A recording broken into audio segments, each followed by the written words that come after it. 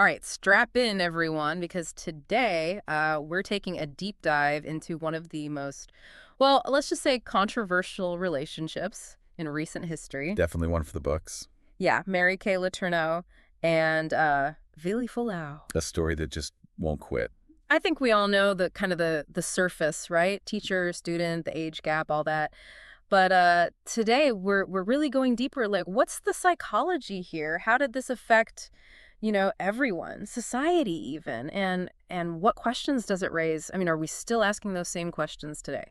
I think what's really interesting, like what always gets me, is how it all happened. It wasn't just like bam, scandal. It was this buildup, these choices, like a slow burn, and then suddenly, boom, the whole nation's in shock. Yeah, it's like, how did it even get to that point? And to understand that, I think you got to start with Mary Kay Letourneau's background, right? And it's not like, that typical troubled childhood story. Right, totally different. Her family was, I mean, they were prominent. Her dad was a congressman Right. from California. Not just any congressman, though.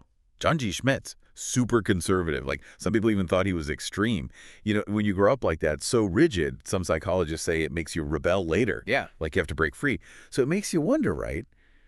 Did that play a role in what Mary Kay did? Huh. Yeah, that's an interesting thought, right? Yeah. It definitely makes it even more uh, complex, I guess. It's like she had, what, on paper, looks like the perfect life. Married, 4 kids, respected job, she's a teacher. I mean, it's almost like the start of a psychological thriller. It's set up, yeah. And then you have Vili Fualaau, Samoan heritage, talented artist but struggling in school. And that's where Mary Kay comes in, at first as a mentor. Yeah, and this is where things start to cross the line, like we see these boundaries getting blurred. I mean, Vili's 12 at this point. The power imbalance it's huge. And we got to be super clear about this. We're talking about a situation where, in this case, Mary Kay, she has way more authority, way more influence. So for the other person, in this case, Vili, it's basically impossible to really consent, even if it seems like, oh yeah, they both have feelings on the surface. It's a dynamic you see everywhere, right? Right. But when you add in the teacher-student thing, the adult-child, I mean, that makes it even more, I don't know, just messed up. And the sources we looked at, they detail how Mary Kay started spending time with Vili outside of school, Yeah. Like bringing him home, letting him hang out with her family. This isn't about schoolwork anymore. No, not at all. This is like classic grooming behavior. Yeah. Which can be really subtle. It's all about building that trust, that emotional connection, but it's just to exploit the kid later. And don't forget, like, developmentally, Vili's nowhere near ready to grasp what's happening, the consequences. And then, boom, the husband, Steve Letourneau, finds letters from Vili to Mary Kay. It's like that scene in a movie, right? When the secret comes out. But here, it's not just a movie. The stakes are way higher. And then you have the media going nuts. When Mary Kay gets arrested, it was, I mean, have we ever seen anything like that? It was shocking. And it really started this huge debate, like, what's the responsibility of teachers? How do we protect students? And what even is consent? This wasn't just local news, right? This was everyone, even like international. Everyone was talking. Yeah. And in the middle of all this craziness, they make a plea deal. 6 months for Mary Kay, but there's this big condition.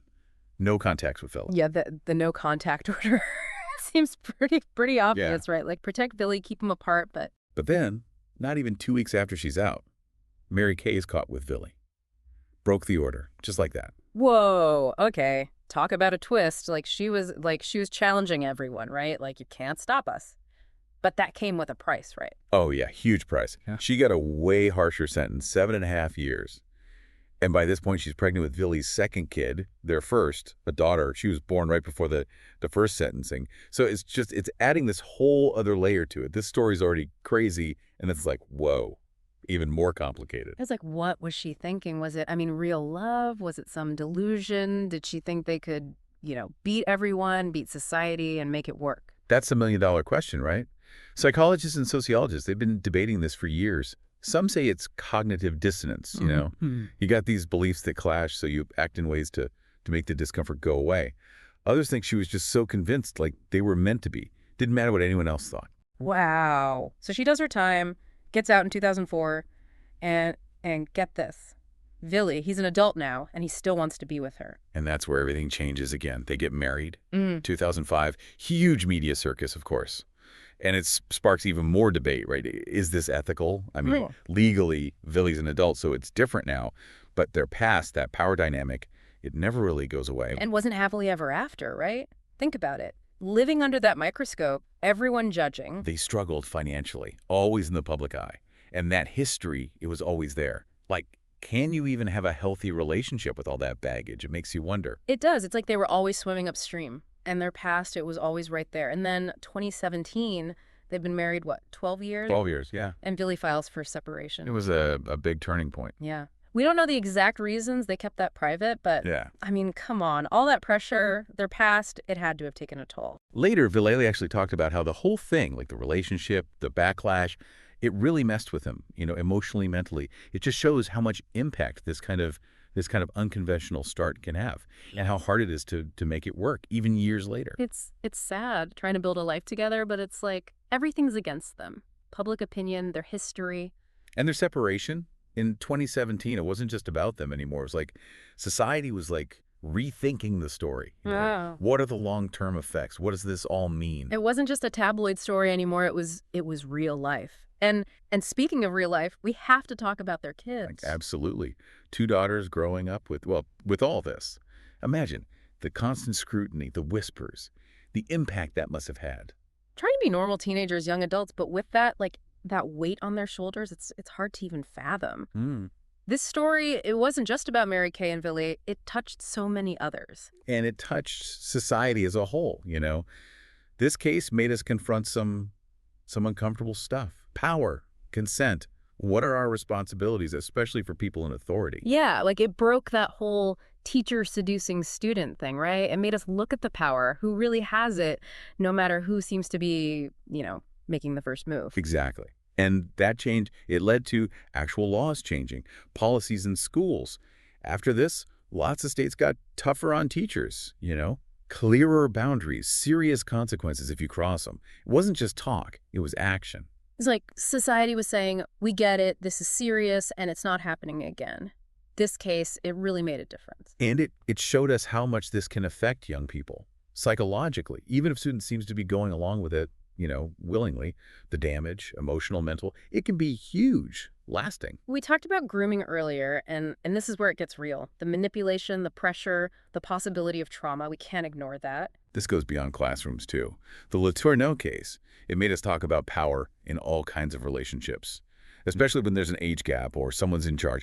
It changed how we think about consent. Real consent means everyone's equal, you understand the power, and you can say no without being afraid. That's crucial. It's not just yes or no. It's the whole situation, the power. Can you really choose freely? Hmm. In this case, as hard as it is to talk about, it made us face all that. And there's the judgment, right, from society, how that shapes what we think. Remember, people were divided about this whole thing. Some were like, she's wrong, end of story. But others, even after everything, they felt for her, especially when Vili, as an adult, stayed with her. That shows how complicated it is. It's not black and white. There's nuance, people's pasts, what society expects. It all affects how we see things, especially when it goes against the norm. And that's reflected in how it's been shown in pop culture, right? Mhm. Books, documentaries, even like fictional stories based on it, all different angles. It's like we're still trying to figure it out, make sense of it.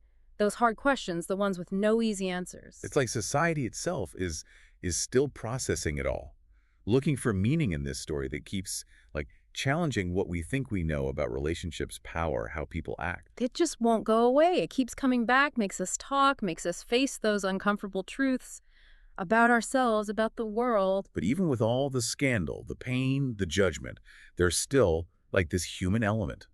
These two people made choices, good or bad, Mhm. and their lives were changed forever. It reminds us that even when things are messed up, there can still be like connection, caring. Like when Mary Kay got sick, colon cancer in 2018, they were separated, but Vili was there for her, supported her till the end. It says a lot about their bond. After everything, they still had that connection. And then in 2020, Mary Kay passed away. Vili and their daughters were with her. The end of an era, I guess. This whole chapter that had the country talking, arguing for decades. But the impact, like we've been saying, it goes way beyond them. This case, it's a landmark. Yeah. It reflects how we're understanding consent, power, relationships that challenge the rules. it's still relevant today. It makes us think about our own biases, our own assumptions. It makes us ask those hard questions about power, consent, even love. It really makes you think, doesn't it? This whole story, it's like, where do you even draw the line? Right and wrong, it all gets kind of blurry. What gets to me is like this case, the Letourneau case. Yeah. It shows us how much we're like figuring things out Yeah. still. Mhm. Consent, power, all that. It's like a mirror. And it makes us face these relationships, the ones that make people uncomfortable. They go against what's supposed to be normal. It's relevant because I think it makes each of us look at ourselves, what are our own biases? Yeah, it's not about blaming or judging. It's more like, what does it all mean? How does it affect us, even today? And realizing that power, it's in every relationship, not just the obvious ones. Exactly. We can use this case to look at those dynamics, Yeah. ask those tough questions Hmm.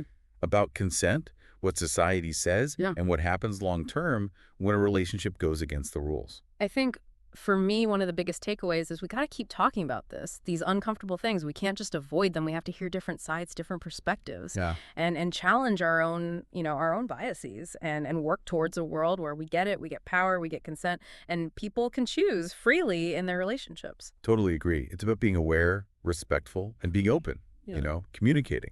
Relationships, they're complicated, always changing. There's no like one answer for all this. These tough questions. So we're wrapping up this deep dive, and I'm still thinking about it all. It's a story that pulls you in, but it's also unsettling. It makes you think about how we act. It's Yeah. complicated. That's what these deep dives do. Yeah. Right? It's not just about the past. It's about thinking critically, understanding more. And sometimes we end up with more questions than answers. Yeah. So for you listening, what does it all mean? How has this story changed how you see things? Power, relationships that are different. It's something to think about. How do we connect with each other? What's right? What's wrong? Especially when it goes against what everyone expects. If you enjoyed this video and want to dive deeper into more cases like this one, make sure to subscribe to our channel.